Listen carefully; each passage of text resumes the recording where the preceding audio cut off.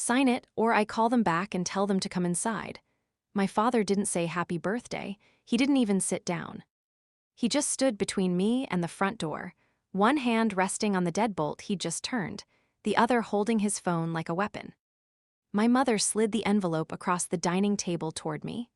Thick, cream-colored, my name written in my grandfather's careful handwriting, $500,000, my inheritance. Outside the front window, a black SUV idled at the curb, engine running, headlights off, waiting. Logan made a mistake, my mother said, her voice trembling but controlled.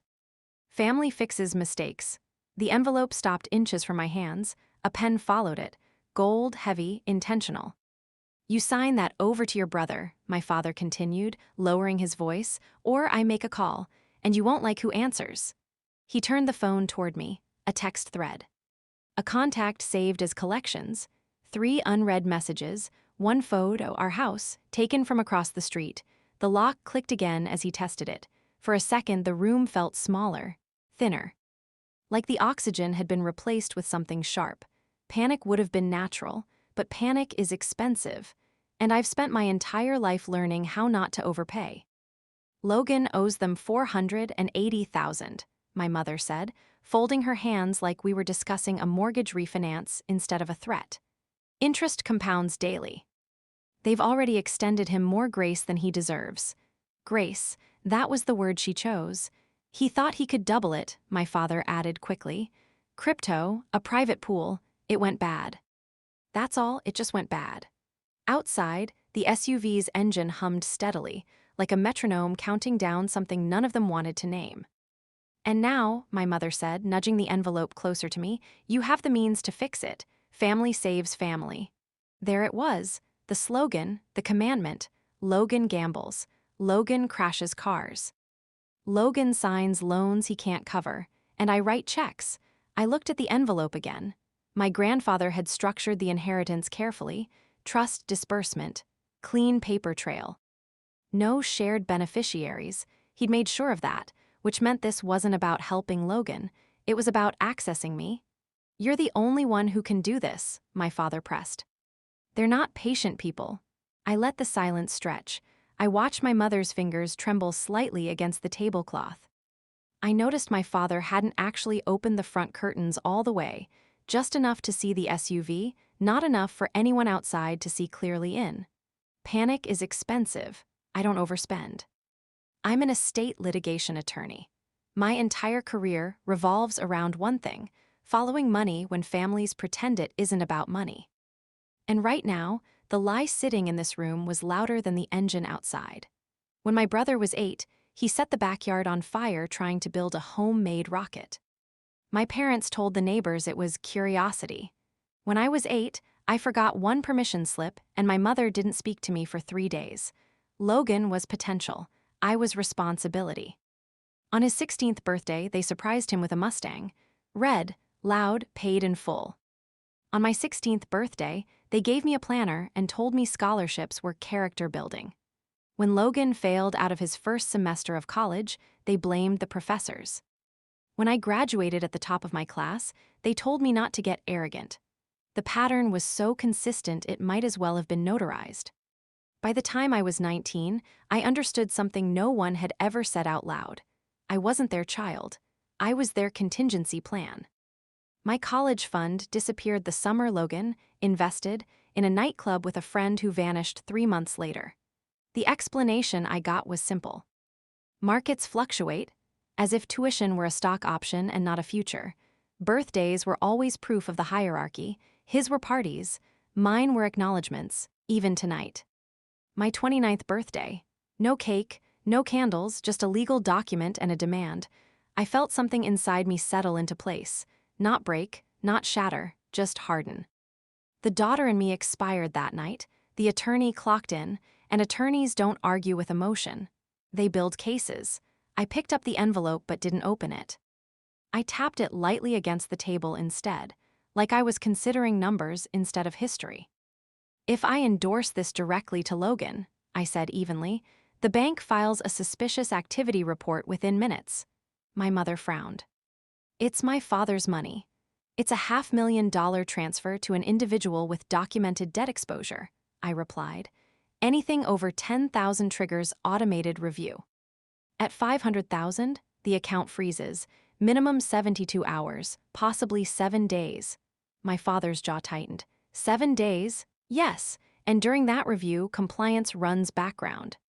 Outstanding liens, gambling flags, rapid loss patterns, if they see the debt trail, and they will, they escalate. To who? My mother whispered. Internal Fraud Division. And potentially the IRS. The SUV outside idled on. If Logan suddenly receives $500,000 with no structured disbursement strategy, I continued, the IRS flags it as potential gift tax evasion.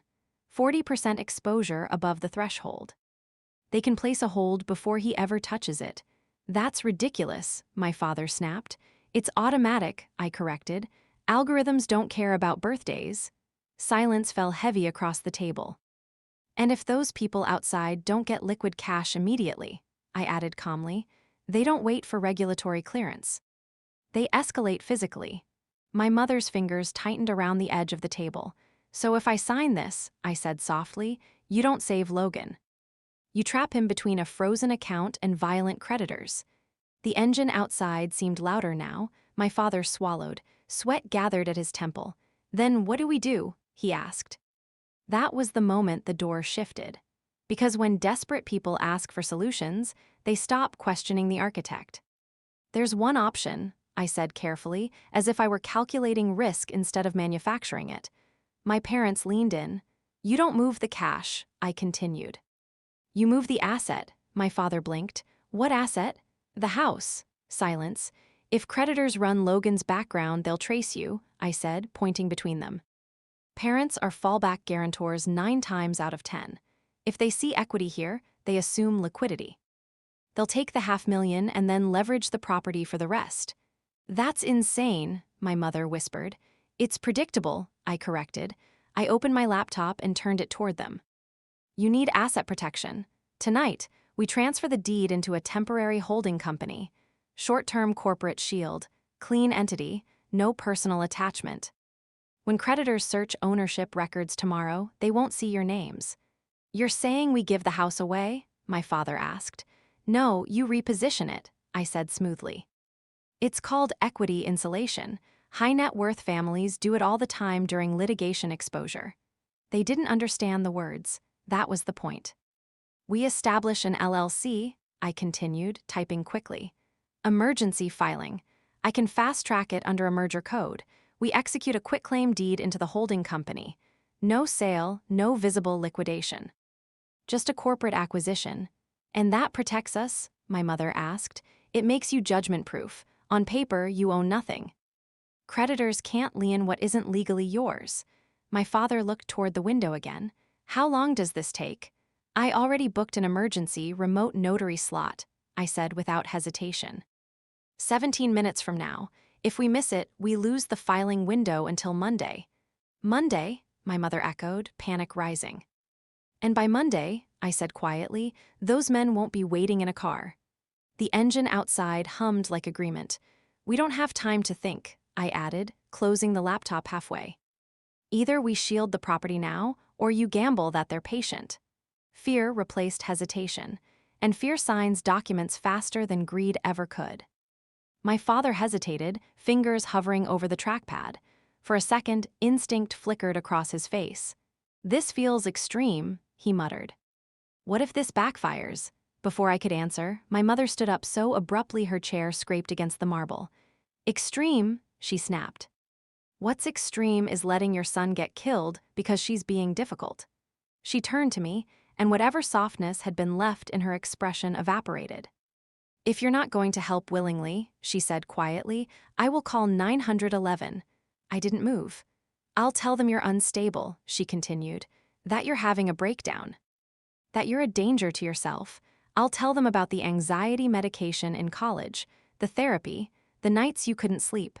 My father looked startled, but he didn't stop her. I will file for emergency conservatorship by morning, she went on. You think the state won't freeze your accounts during review? You think your firm keeps an attorney flagged for mental incompetence? You'll lose your license, your clients, everything. The words were sharp, calculated, surgical. For a moment, the room was very still. Then something inside me went completely quiet. Not hurt, not angry, clear. The last thread of guilt I'd been carrying dissolved. Because mothers protect children, predators protect assets, and in that instant, I understood exactly which one she was. My laptop chimed softly. "Notary is in the waiting room," I said, as if we were finalizing a routine closing instead of detonating a family. The video window opened. A woman in a navy blazer appeared on screen, professionally neutral. "Good evening. I'm confirming identity and executing a property transfer document." My father swallowed. This transfers it temporarily, correct?" "It transfers it pursuant to the agreement structure," I replied calmly, sliding the document toward him. "Asset shielding during active exposure."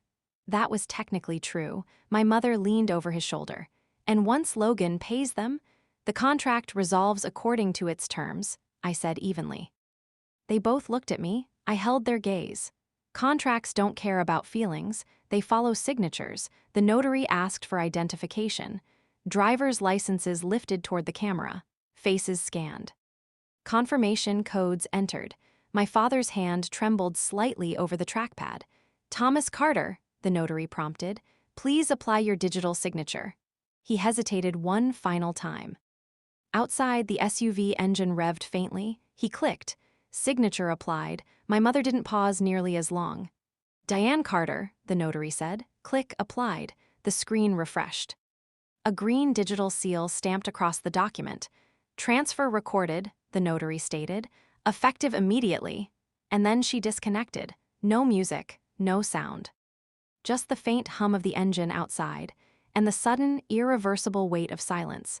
My mother exhaled like she'd just survived surgery. "Good," she said, turning to me. "Now give me the check." I picked up the envelope slowly. $500,000, my grandfather's final gift.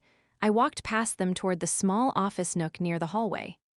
The shredder sat beneath the desk, black and patient. "Evelyn," my father said, confusion creeping in. "What are you doing?" I didn't answer. I turned the machine on. The motor hummed. And I fed the check into the blades. The paper disappeared inch by inch. The sound was mechanical, final. "What did you just do?" my mother whispered. I turned around. "The holding company," I said calmly, "is mine." Their faces drained. "Veritas Holdings," I continued. "Veritas is Latin for truth." The shredder clicked off behind me. "And the truth," I said softly, "is that you just signed your house back to the only person who ever paid for it." "You can't do that," my father said, but his voice had already lost its structure. "I didn't take anything," I replied. "I collected." I stepped closer to the table, resting my hands lightly on the marble. "When I was 19, my college fund disappeared to cover Logan's investment opportunity in Atlantic City. $72,000. My mother's lips parted, but no words came. "When I was 21, you co-signed a private loan he defaulted on. I paid it off quietly to protect your credit. $43,000. My father's face went pale. "And the year after that," I continued, my tone measured, almost academic, "you refinanced this house using equity that was inflated by the insurance settlement from my car accident. The same settlement you told me had underperformed in the market." Silence pressed against the walls. "With interest," I said calmly, "the total exceeds the market value of this property." My father straightened, grasping at authority. "We'll sue you. Fraud, coercion." "Please do," I said evenly. "Explain to a judge why you executed a quitclaim deed during active creditor exposure to shield assets from potential lien enforcement." He froze. "Explain why you intended to restructure ownership while soliciting a large unreported transfer to satisfy off-book debt." My mother's breathing quickened. "I litigate estates for a living," I added quietly. "Discovery is not kind to people who move property in panic." No one spoke, because in court, signatures are louder than outrage. And tonight, they had signed willingly. I walked to the entry table and picked up the folder I'd prepared earlier that afternoon. "Formal notice," I said, placing it gently in front of them. "You have 30 days under state statute. I suggest you use them wisely." My mother stared at the document like it was written in another language. "You planned this," my father whispered. Yes, at 1:47 a.m., my phone buzzed with a security alert. Motion detected. Logan. He was at the property line, trying to force open the detached garage with a crowbar, probably convinced there was hidden cash inside. I tapped one button. Police dispatched. By sunrise, he was in the back of a patrol car, explaining why he thought breaking into a house no longer legally owned by his parents was a good idea. 30 days later, the house was listed. My parents moved into a short-term rental across town. I didn't attend the closing. Some transactions don't require witnesses. Only signatures. I didn't celebrate. There was no champagne. No victory speech. Just paperwork, wire confirmations, and a quiet transfer of title recorded in the county system. People think revenge is loud, explosive, emotional. It is. Sometimes revenge isn't destruction. It's accounting. It's balancing a ledger that was distorted for years. It's correcting entries that should have never been written in your name. It's recognizing that love and access are not the same thing. I didn't burn my family down. I closed a file. And when you close a file properly, you don't reopen it.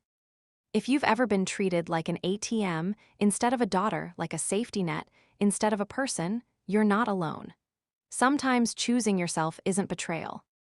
It's reconciliation with the only life that actually belongs to you.